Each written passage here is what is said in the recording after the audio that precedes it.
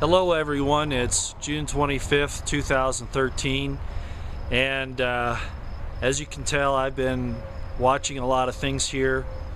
Nothing unusual as far as me doing that, but I've been asking Conservatus Prime to be kind of the gatherer of the information and the guy who puts it out.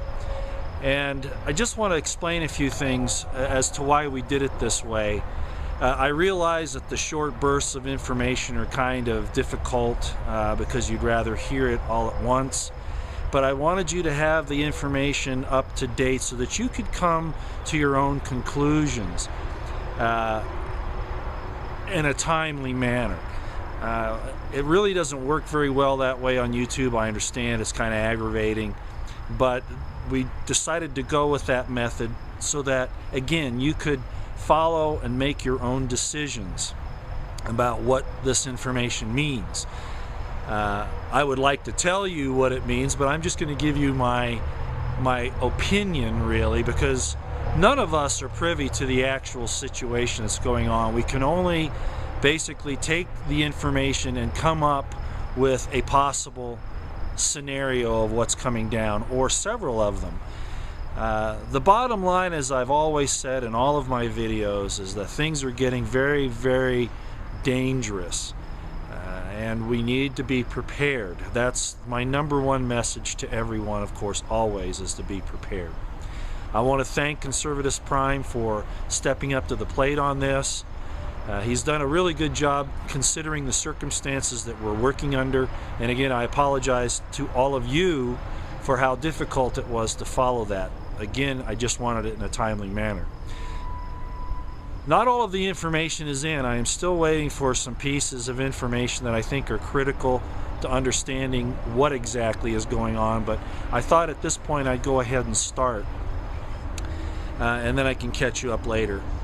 First off, I want to tell you about Kathy's Blog Talk Radio, 1948 Kitty on YouTube username. She started a very good program, Warriors Head Up, or Heads Up Warriors, I guess it is.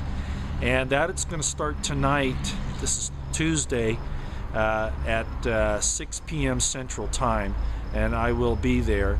And probably fill in some more of the information that I can't get up on YouTube today because the information flow has really slowed down. Not that things aren't happening, it's just it's harder to see now for a lot of reasons. But I will post that Blog Talk Radio on the description box underneath, so you can go there and take a look at that, and then tune in tonight at 6 p.m. Central Time. It's on Tuesdays and Saturdays, I understand. Okay, we got that out of the way. Next thing is this. All of my comments are going to be based on a combination of things, one of which is an historical analysis as well. And this is where it gets kind of tricky, and it's really hard for people to understand that, because we've been conditioned to believe that our governments have our best interests in mind, that everything they do is to protect the people, and that's not true. It's never been that way in history, as hard as we try to make it happen, like with the Constitution, putting the chains on the government. You see how they do an end run around it and enact laws and policies in violation of the very supreme law of the land. And that's the way it always is, but we try to hold them to that Constitution. All right. Understand that they are not here to protect you. The defense establishment is not here to protect the American people. It is here to protect especially the members of government and the shadow government, the corporations, the powers that be. And I've heard some people be a little upset at me because I don't name names. You know how long that would take me to do that? I think you can figure that out on your own. Governments are here, just like they were in the past, to protect the wealthy, to protect the people in power. And they will do anything and everything to keep their hands on the reins of power, to stay in the halls of power. They will pretend wars, they will kill millions, even billions of people, rather than give up their power. You know, when you have for instance, La Cosa Nostra, the mafia. You have this family on this side of the country and this family on that side of the country, and yeah, they're warring with each other when they want turf. But when the government comes after them or somebody else comes after them, they unite because their power is more important than their individual situation. And it's the same in government.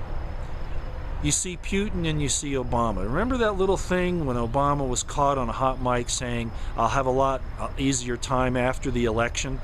World leaders play with each other, okay? They want to stay in power. So no matter what you see as a reason to go to war, there's usually some other reason, and it's going to involve money and power under every single circumstance. So I want you to understand that, okay? Why are we in the Middle East at all? National security, fighting terrorism, which again I told you is a tactic. You can't have a war on a tactic. All right? This is to secure money and power, and in the end, total control over the people. That's what governments always go for, and I don't think that's anything new to anybody here. No big revelations, okay?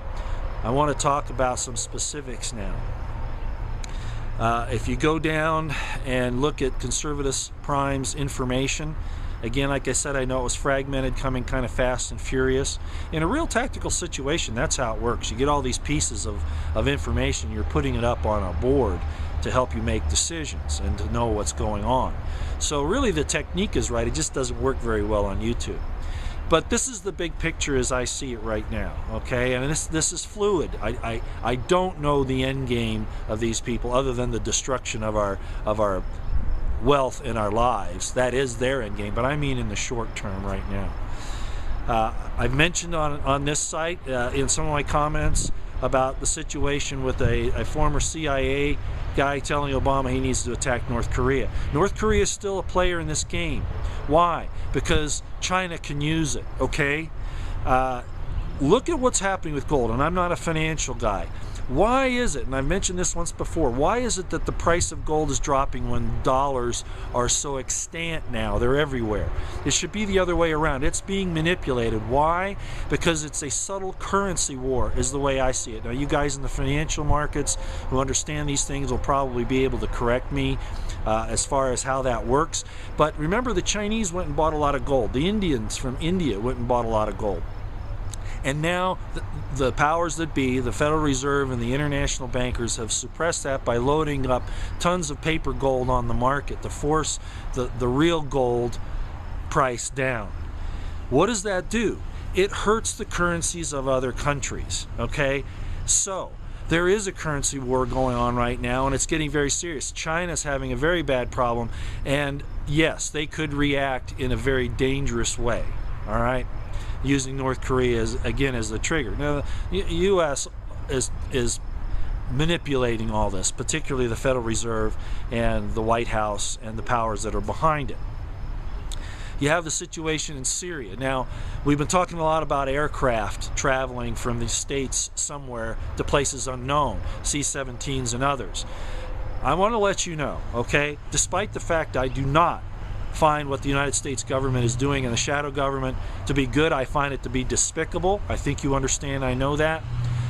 To give specific information on troop deployments would be wrong for us to do that. Why? Because we don't want to put our own people in danger, even though they're being used as puppets in a scheme to destroy mankind and the world as we know it. I will not be personally responsible for putting them in danger, okay? You can't do that. All I can do is tell you that a large number of troops have left the country and have shown up elsewhere, all right? What happens when your troops leave your country? The people that really want to protect you aren't there anymore. Conservatus Prime is right about that. He put up a video here shortly ago about this very thing. We have UN troops here right now, and that was one of the things we're working on, some of the final pieces of the puzzle I'm waiting for right now, with their organic armor. Not a lot of it. My sense is at this time they're going to be used for a very small regional situation of some sort, and I don't know exactly where that's going to be, but it looks like it's the East Coast as we've intimated. Why would they be involved? To assist local law enforcement and whatever remnants of the military are left here. Northcom is staying put, but a lot of the others are gone, okay? At least bits and pieces from here and there, and they've left elsewhere. Little hint, the Russians are massing on the northeast Syrian border, okay? War is good for states. It's how they get control of money and power and their people. And leaders will play with each other on this. It's just like a chess game. You know where chess came from, all right? The old feudal lords, the kings, right? Using their people and their pawns for their own amusement.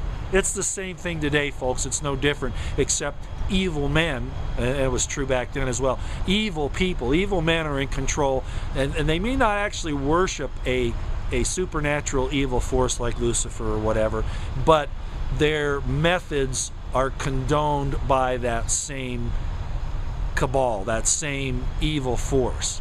They all buy into it. So that's why war is so evil, and we should never take part in it anymore. You know, only for real, true self-defense. And of course, when you're going over into foreign lands, that's normally not what's happening.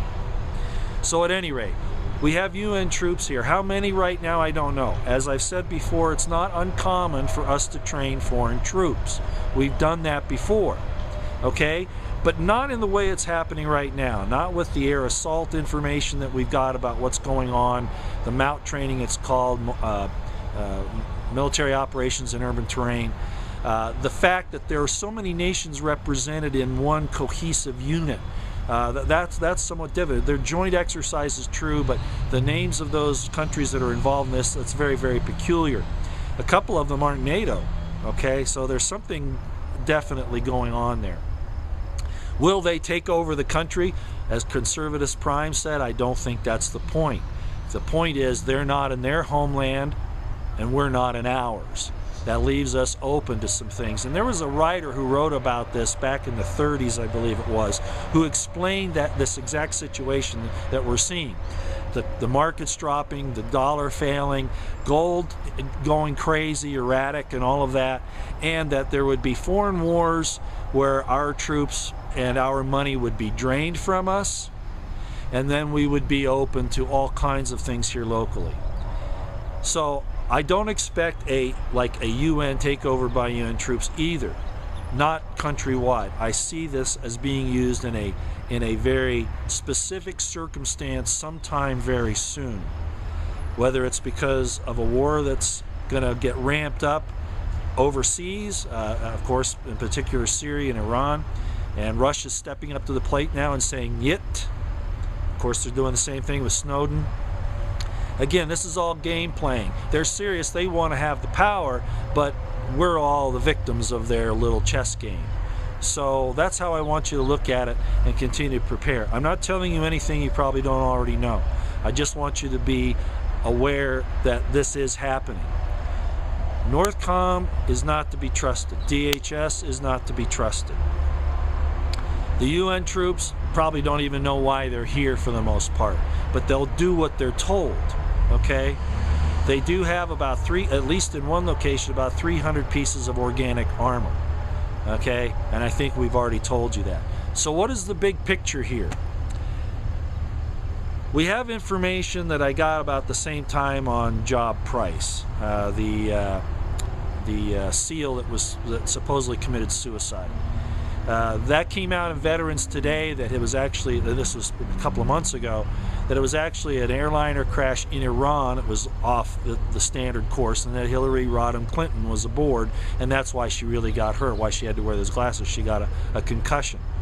The Veterans Today thing, it's sometimes good information, but I had to wait for some other confirmation, and we did from, I'm going to term it as boots on the ground. In other words, somebody's in a position to know, and yes, that is what happened, okay?